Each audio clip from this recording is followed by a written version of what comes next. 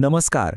कधी विचार केलाय का की आपण जे आकडे रोज वापरतो, म्हणजे वेळ बघायला, हिशोब करायला, ते किती साधे वाटतात नाही का?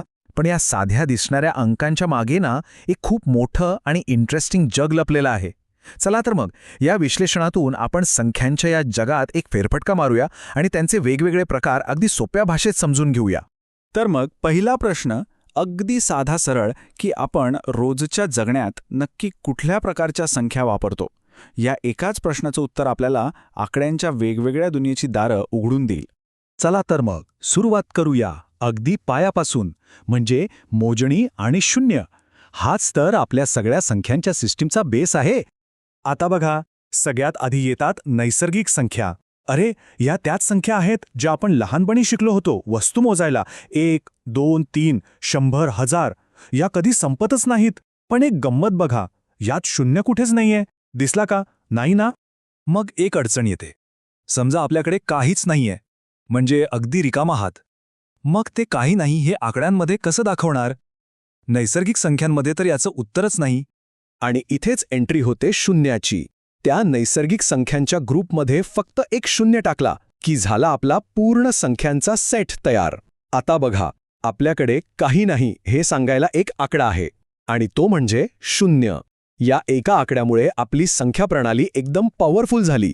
बरं, आत्तापर्यंतचा आपला प्रवास शून्यापासून पुढे, म्हणजे पॉझिटिव्ह दिशेने होता.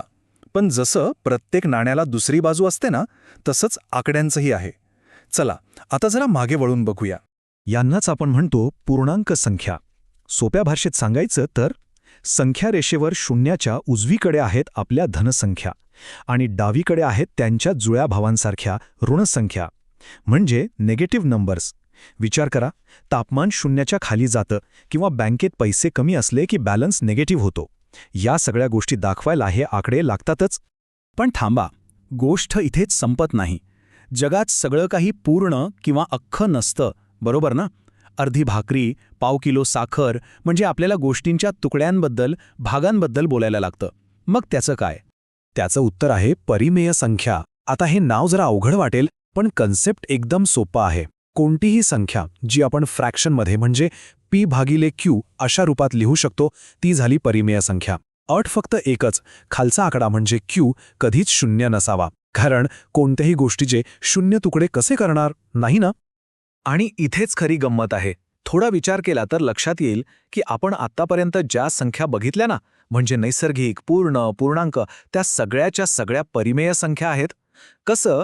अहो, कुठलाही आकडा घ्या, समजा 5, त्याला आपण 5/1 असं लिहू शकतो की नाही? झालं तर परिमेय. किती सोपं आहे हे.